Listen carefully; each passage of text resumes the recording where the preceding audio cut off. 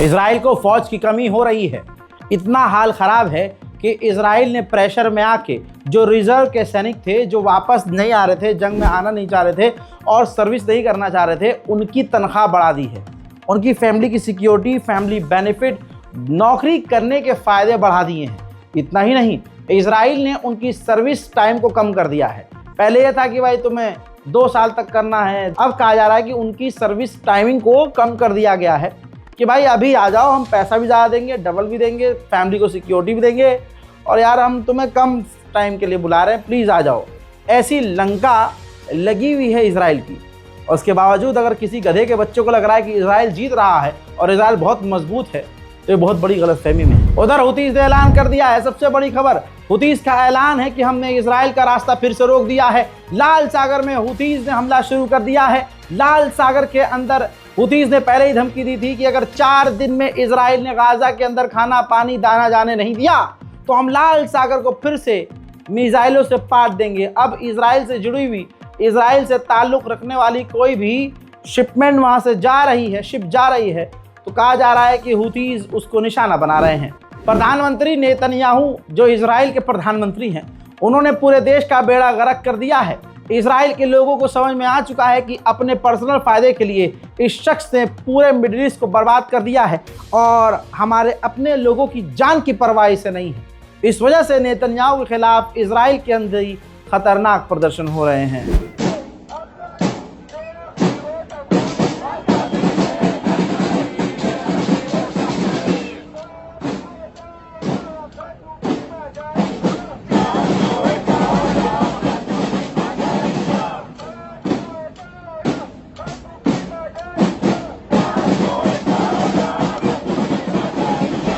उधर Donald Trump का अलग ही आज दूसरा नशा किया था इसने। तो आज ये कह रहा है डोनाल्ड ट्रंप की फिलिस्तीनियों को कोई भी ज़बरदस्ती फिलिस्तीन से गाजा से नहीं निकाल रहा है। सुनिए।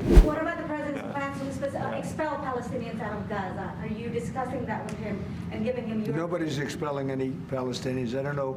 Who are you with? I'm with Voice of America, sir. Oh, no wonder. Okay, Voice of America. हत्ता कि अब आपको बता दूं कि इजरायली लोग कैसे हैं। आपकी स्क्रीन पर यह वीडियो वायरल है, देख लीजिए, हर जगह वायरल हो चुकी है। जो हिंदू यहाँ बैठकर तालियां बजाकर हिजड़ों की तरह, ये एक झुंड खासकर भारत में है आण भक्तों का, जो लगातार इजराइल को सपोर्ट करता है।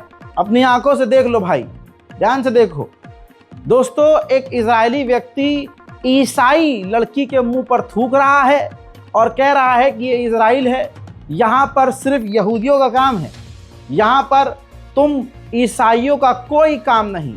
तो आप समझ सकते हैं।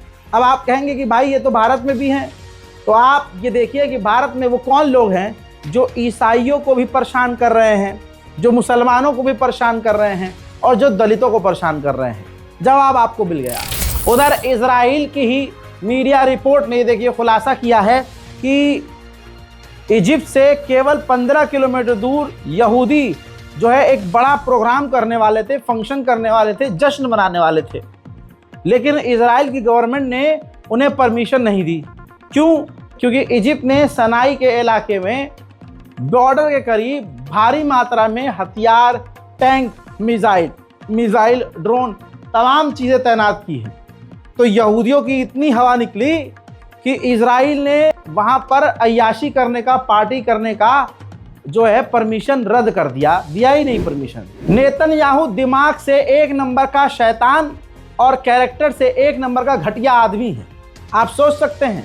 खबर यह है कि उसके ऊपर कई तरह के केस इजराइल में ही चल रहे हैं। हाल ऐसा है इस दिमागी वहशी का कि ये कोर्ट के अंदर जज के ऊपर भी कुत्ते की तरह भौंका था, चीखा था, जिसके बाद जज ने इसे शांत किया था।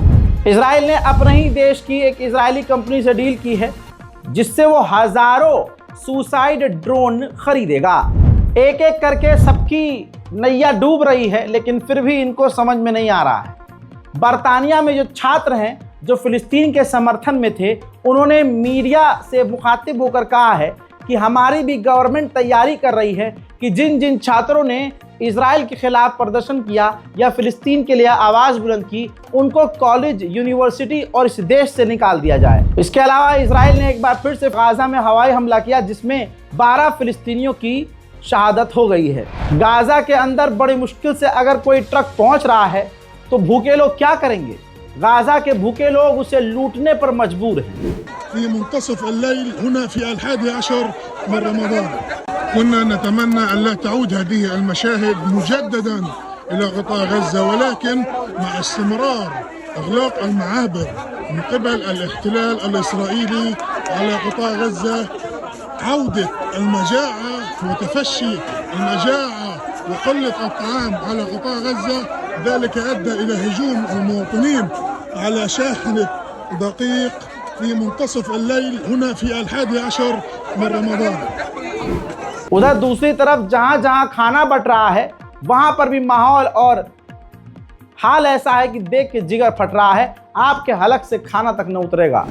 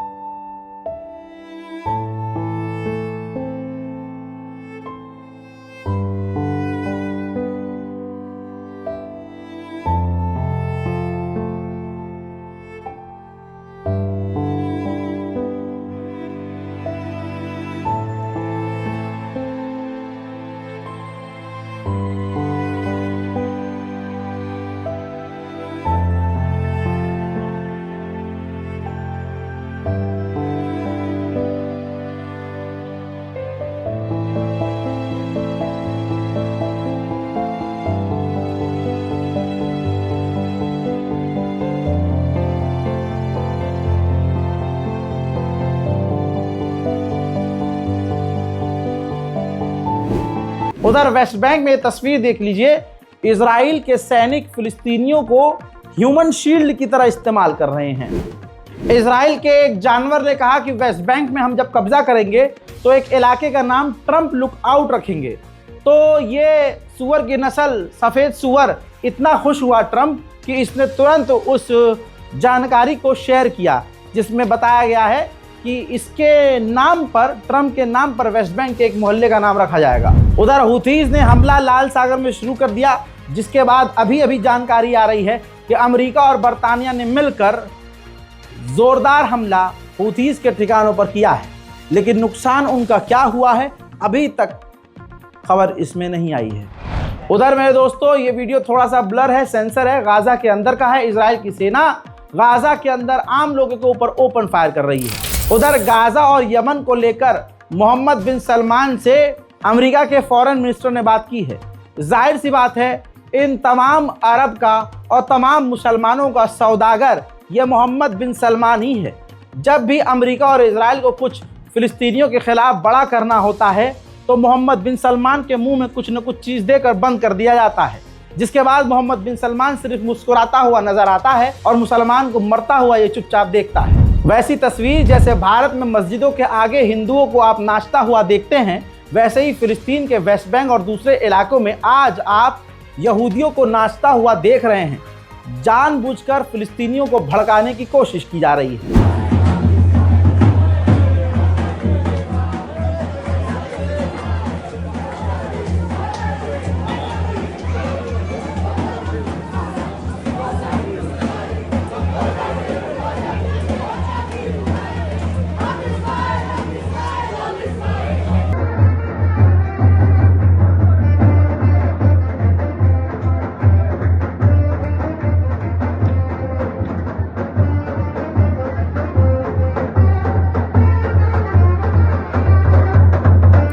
उधर स्वीडन में भी इजराइल के ही स्टाइल में वहां की पुलिस फिलिस्तीनी समर्थकों को मार पीट कर गिरफ्तार कर रही है। हाल गाजा का इतना बुरा है कि 90% गाजा की जो पॉपुलेशन है उसके पास साफ पानी ही नहीं है पीने के लिए। उधर वेस्ट बैंक से एक और नौजवान जर्नलिस्ट को इजराइल ने गिरफ्तार करके जेल में ठूस दिया है। बैतुल मुकद्दस के अंदर यहूदी भारी मात्रा में एक बार फिर से घुसपैठ कर रहे हैं। इजराइल की सेटलर महिला मिनिस्टर ने कहा है कि हमारे पास सबसे बढ़िया ऑप्शन यही है और एक ही ऑप्शन है, गाजा को जल्द से जल्द फिलिस्तीनियों से खाली किया जाए और फिलिस्तीनियों को वहां से निकाला जाए, और ये काम हम बहुत जल्द करेंगे। उधर इजराइल के सेटलर्स, आप जानते हैं भारत में ऐसे लोग भी मौजूद हैं जो मुसलमानों पर सरकार की मदद और प्रशासन की मदद से हमला कर रहे हैं। अब ये देख लीजिए, ठीक इजराइल में भी यही हो रहा है। इजराइल में जो इजराइल के सेटलर्स हैं वो फिलिस्तीनियों के इलाकों, उनके घरों पर, उनके मोहल्लों में, उनके खेतों पर हमला कर रहे हैं। उधर इजराइल इन्हीं फिलिस्तीनियों को मार रहा है, इजराइल की पुलिस गिरफ्तार कर रही है, और इधर से यहूदी जो आम लोग हैं वो भी यही कर रहे हैं। अब दोस्तों इस तस्वीर को देखिए, बैतुल मुकद्दस के अंदर जो यहूदी घुसे हैं उसमें वो लोग टी शर्ट ऐसी पहन के आए हैं, शर्ट ऐसी पहन के आए हैं, हुडीज ऐसी पहन के आए हैं, जिनकी पीठ पर पूरी तरह से इनका टेम्पल बना हुआ है और उस पर उन्होंने यहूदी भाषा में लिखा है सून, यानी बहुत जल्द इस बैतुल मुकद्दस को तोड़कर हम अपना टेम्पल बनाएंगे। डोनाल्ड ट्रंप भले ही इस वक्त पूरी दुनिया में चर्चा में है, लेकिन ये तस्वीर देखिए, पूरी तरह से डोनाल्ड ट्रंप को अमेरिका में विरोध का सामना भी करना पड़ रहा है। जो कांग्रेस बिल्डिंग है अमेरिका में, उस बिल्डिंग में डोनाल्ड ट्रंप यानी अमेरिका के झंडे के साथ साथ इजराइल का झंडा भी भारी मात्रा में लगा है। ऐसा लग रहा है जैसे ये इजराइल का ही दफ्तर है। ये डोनाल्ड ट्रंप के आने के बाद हुआ है। ये वहाँ के अमेरिका के इन लोगों ने रिकॉर्ड करके विरोध जताया है और सोशल मीडिया पर डोनाल्ड ट्रंप का विरोध हो रहा है कि अमेरिकी दफ्तर में, कांग्रेस दफ्तर में अमेरिका से ज़्यादा इजराइल का झंडा कैसे लगा हुआ है। उधर अमेरिका की पुलिस भी, ये तस्वीर देख लीजिए, फिलिस्तीनी समर्थकों को मार पीट कर गिरफ्तार करके जेल में ठूस रही है। वेस्ट बैंक में इजराइल की सेना फिलिस्तीनियों को मार रही है, कत्ल कर दे रही है, फिर उसकी बॉडी को उठाकर ले जा रही है। लाश का भी इजराइल सौदा करेगा। जो भी इजराइल की तरफ होगा वो इजराइल से बदतर होगा। अब ये जर्मनी की पुलिस देखिए, जर्मनी की पुलिस एक फिलिस्तीनी समर्थक बच्चे को गिरफ्तार करके ले जा रही है क्योंकि उसने फिलिस्तीन का समर्थन किया था। उधर अमेरिका ने इराक को धमकी दी है कि जो इजरायली मूसाद की जासूस महिला को आपके लोगों ने गिरफ्तार किया है उसे आज़ाद करवाओ वरना अंजाम भुगतना होगा। अब दोस्तों वेस्ट बैंक में इजराइल बम लगाकर फिलिस्तीनियों के मकानों को लगातार उड़ा रहा है। मोहम्मद बिन सलमान और दूसरे अरब देश हिजड़ों की तरह चुपचाप देख रहे हैं क्योंकि जैसा मैंने आपसे कहा कि उनके मुंह में नोट और हथियार भर दिए गए होंगे, कुछ न कुछ लालच की चीज़ मुंह पर घुसा दी गई होगी। दूसरी तरफ आप देख सकते हैं इजराइल की सेना वेस्ट बैंक में रेड जब करती है तो पीछे हाल क्या करती है। दोस्तों रेड का बहाना है, असल में वेस्ट बैंक को उजाड़ना है। अमेरिका के अंदर कई लोगों को गिरफ्तार भी किया जा चुका है। तो एक फिलिस्तीनी व्यक्ति को, नौजवान को, जो कॉलेज का स्टूडेंट था, उसको गिरफ्तार किया गया है। डोनाल्ड ट्रंप के विदेश मंत्री यानी अमेरिका के नए विदेश मंत्री ने धमकी दी है उस खबर को शेयर करते हुए कि ऐसे तमाम लोगों को हम अपने मुल्क से निकाल देंगे जो इजराइल के विरोधी हैं। आप सभी को अच्छे से पता है कि इजराइल भले ही कम में है, इजराइल में लोग कम हैं, लेकिन ये दीमक की तरह पूरी दुनिया में फैले हुए हैं। हर सिस्टम के अंदर ये फैले हुए हैं और आने वाले समय में आप ये भी देखेंगे कि वो भारत के अंदर भी कहीं ना कहीं छुपे हुए हैं और भारत के सिस्टम के अंदर भी घुसे हुए होंगे। ये काफ़ी सेंसिटिव मामला है। आपको बता दूं कि अमेरिका के कोलंबिया यूनिवर्सिटी के अंदर जिस तरह से लोगों को पहचान कर यूनिवर्सिटी से निकलवा रहा है वो कोई और नहीं, वो कोलंबिया यूनिवर्सिटी का ही एक प्रोफेसर है। अब इसमें आपको शौक नहीं लगेगा, शौक ये लगेगा कि वो जो कोलंबिया यूनिवर्सिटी का प्रोफेसर है वो इजराइल की सेना में इंटेलिजेंस मिनिस्टर हुआ करता था। है ना, खेल हिल गया ना। ये इजराइल की हकीकत है। इजराइल इस तरह से पूरी दुनिया के बड़े बड़े संस्थानों में घुसा हुआ है और अपने फायदे के लिए काम करता है। इजराइल की औकात यह है कि ये 7 साल के बच्चे तक को नहीं छोड़ते। एक 7 साल के बच्चे के सामने उसकी दादी को कत्ल किया, फिर बच्चे को घर के अंदर रेड़ करके गिरफ्तार किया, उससे बुरी तरह से पूछताछ की, उसको गिरफ्तार करके जेल में डाल दिया, फिर कई दिनों बाद उसे जेल से छोड़ा और ये है वो बच्चा। बयान सुनिए। سلحونا في الشارع وسكعنا صر بردانين كنا عمري 7 سنين. لما اجوا علينا الجيش كنت عند رصيدي، اجوا علينا 5:30 الصبح، اخذنا بطحنا كل المزرعة فضيت، 6 طلعت تفقد الأذان طخوها. لما خدونا حملونا ببوز النمر وودونا على الجلمة، جابوا لنا نايل قصدير وغطونا فيه. بعدين شو اسمه हस्बी अल्लाह व निअमल वकील। इस रिपोर्ट को शेयर कीजिए, दुआओं में याद रखिए और अपनी राय कमेंट सेक्शन में ज़रूर लिखिए। जय हिंद।